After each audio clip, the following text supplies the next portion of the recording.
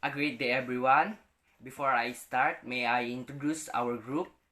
We are the Adhesive Group 3, and I am Sanity Makatumbas Jr., and I am about to start our topic. The introduction to adhesive. Adhesive is an umbrella term which refer to any substance which were applied between the surface of two or more materials and object can be used to hold, fasten, or bond them together. Adhesive are widely employed throughout industry for permanent, semi-permanent, and temporary attachment purposes in a variety of residential, commercial, and industrial application. Further to explanation, adhesive is a very useful for all of us, specifically for things we do. It plays an important role in our everyday living, especially on our job that without it our work would be more difficulty. Adhesive is known for its usefulness in our house or building, in our work in the different industrial, and in everything that people may need this to accomplish their work. Common types of adhesives. First, anaerobic adhesives. Anaerobic adhesives are acrylic-based adhesives which cure in the absence of air. This type of adhesive typically has low viscosity, is available in liquid and paste solutions, and is suitable for securing, sealing, and retaining close fitting and structural parts.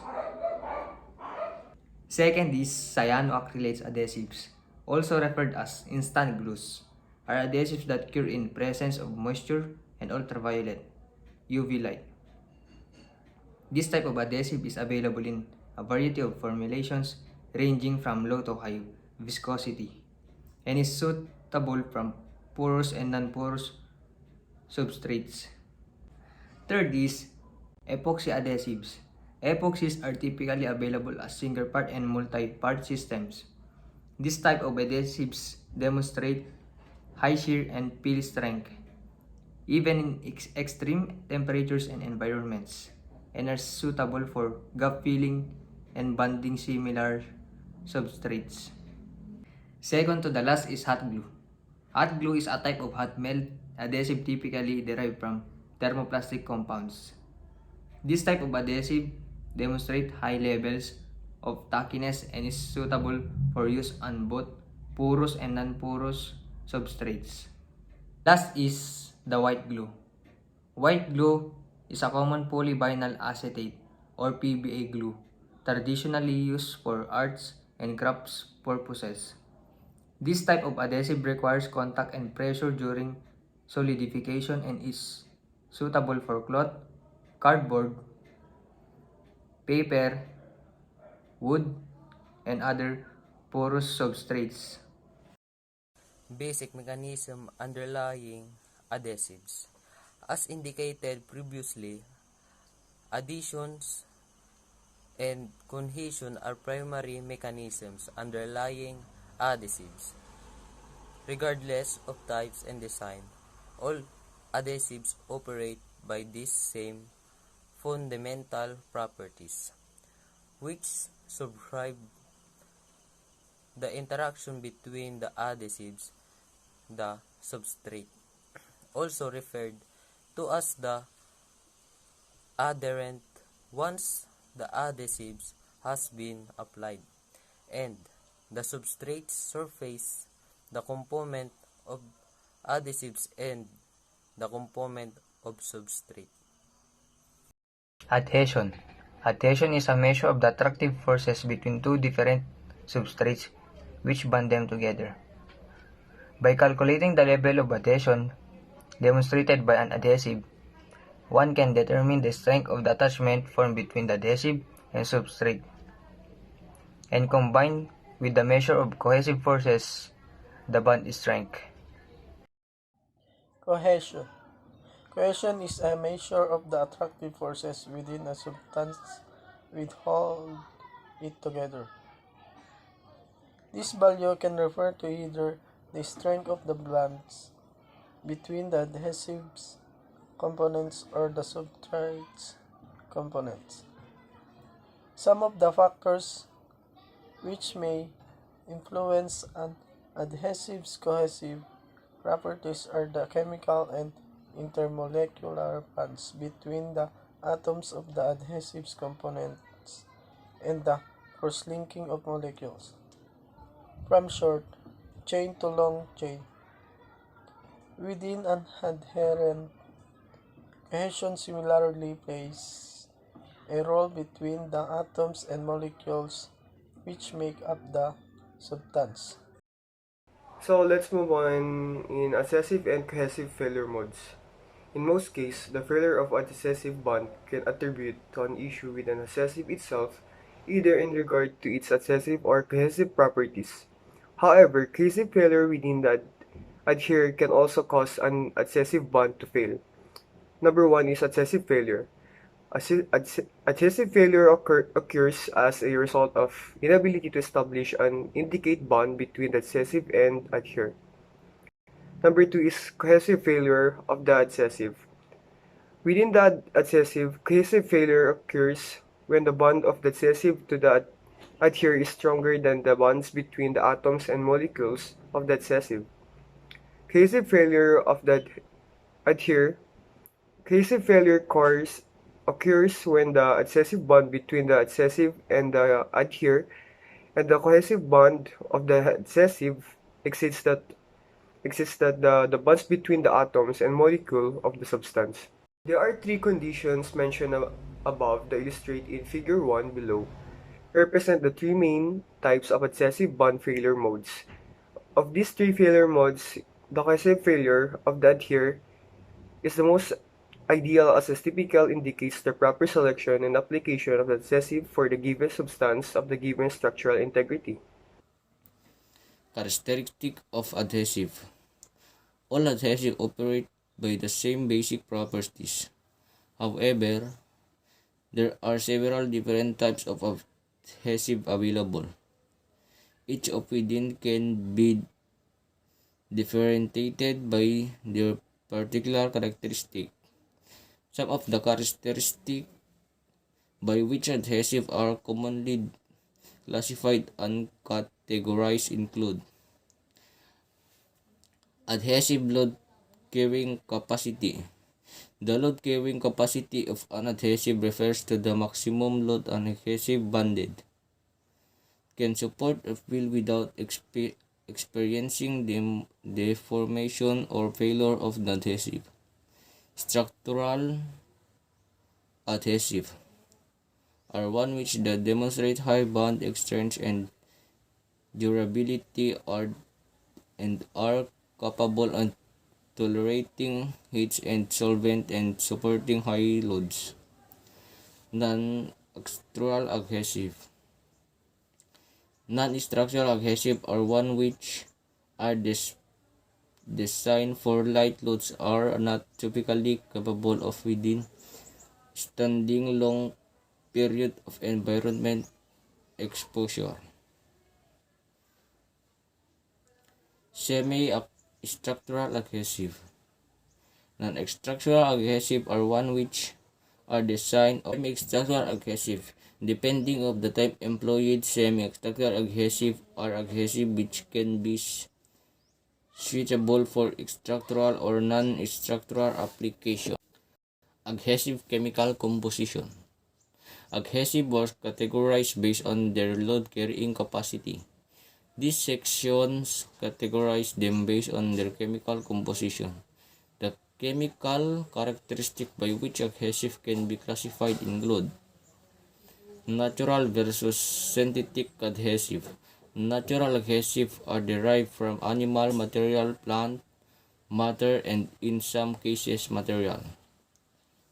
Animal-based adhesives are made from components such as albumin, beeswax, caseins, gelatins, rendered from hides, hooves, or bones, and shellac.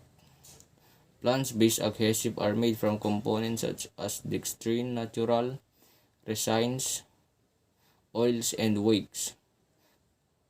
soybean protein, and starch. Mineral based on adhesive are made from components such as amber, asphalt, paraffin, silicates, and sulfur. Organic versus organic adhesive. Natural adhesive include animals based on the planted-based adhesives, while natural and organic adhesive includes mineral-based adhesive. Synthetic organic adhesive includes all three of the categories mentioned previously. In templates, thermoset, and elastomer adhesive, while synthetic and organic adhesive include non-carbon-based adhesive such as cement and mortar. Adhesive material. So first one is, there are several different types of compound from which adhesives are derived, including acrylic, neoprene, polyurethane, silicone, and urethane. These various compounds can be categorized into larger umbrella groups, with the most commonly employed being synthetic material, such as, first one is thermoplastic adhesives. Thermoplastic adhesives do not require a curing period. Instead, once the adhesives has been applied, it either cool or to form an adhesive bond between substrates. And second one is thermosetting adhesives. Thermosetting adhesives do not require a curing period. When first applied to a substrate, thermoset adhesives have short polymer molecule.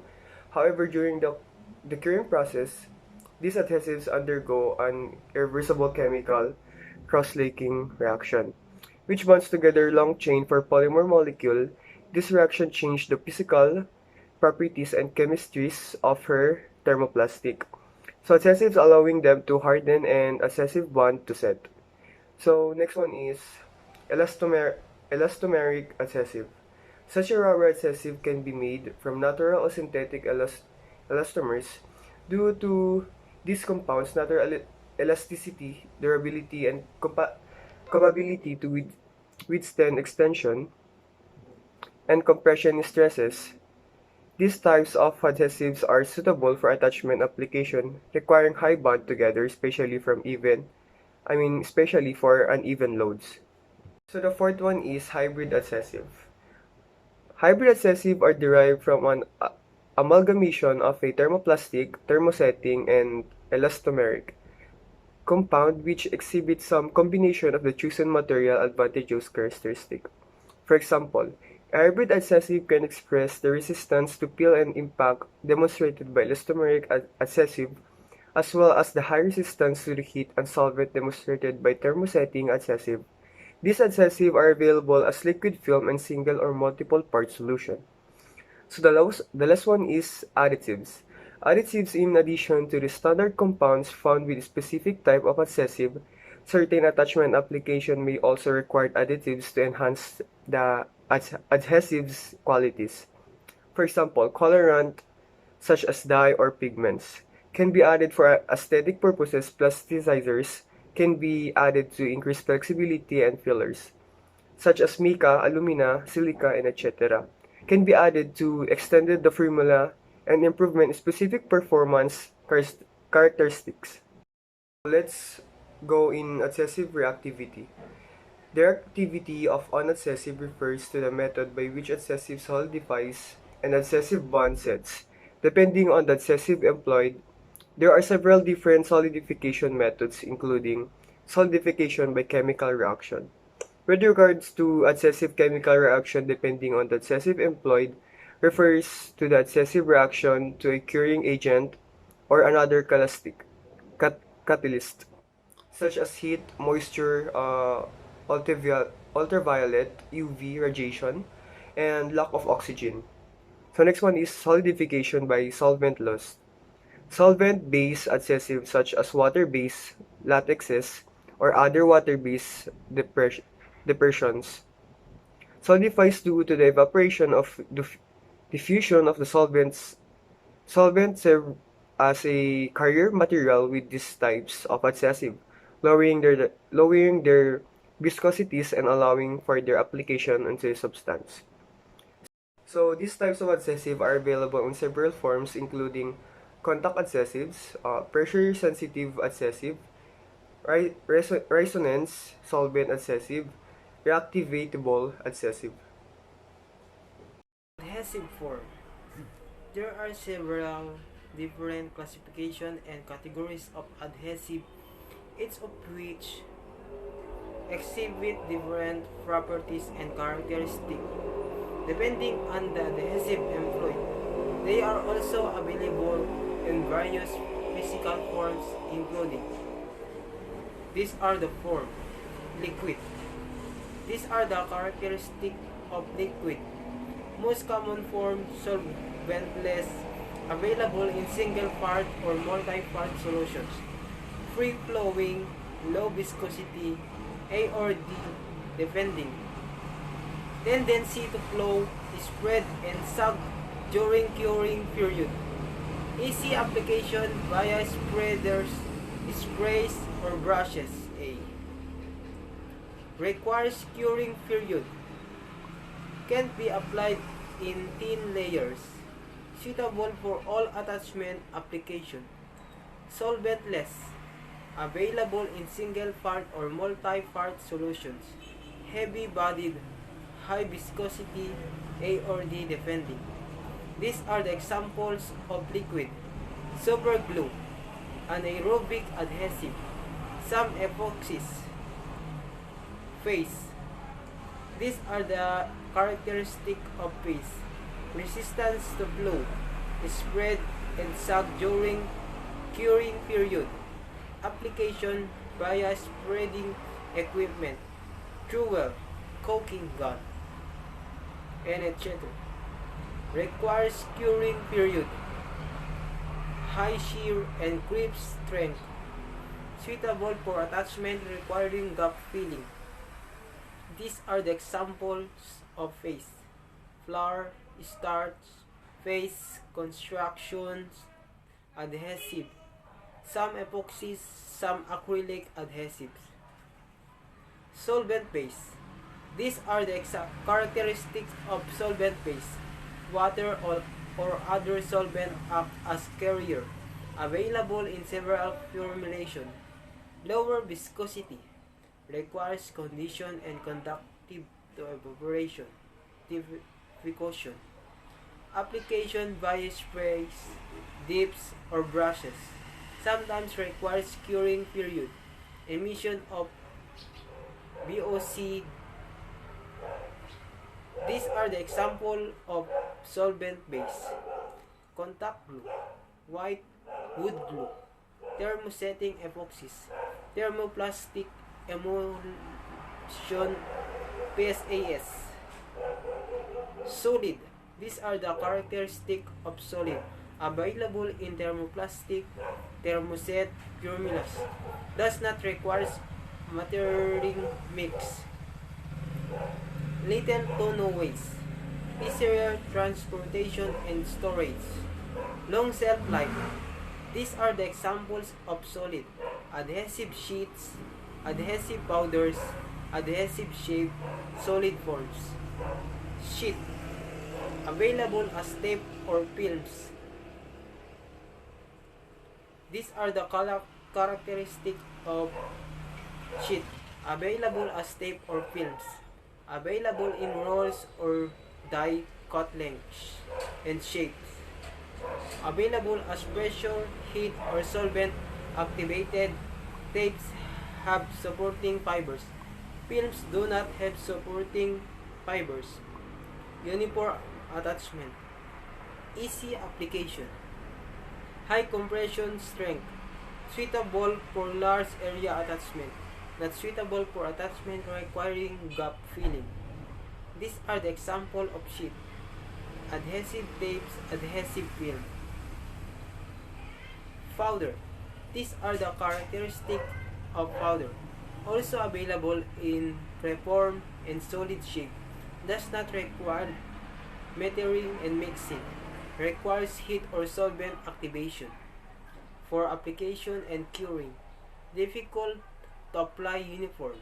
These are the example of powder, plant-based adhesive, soybean dextrin glues, animals-based adhesive casing glues, shape and performance. These are the characteristics of shape perform. Available in the thermoplastic thermoset formulas. Available in several shapes and forms.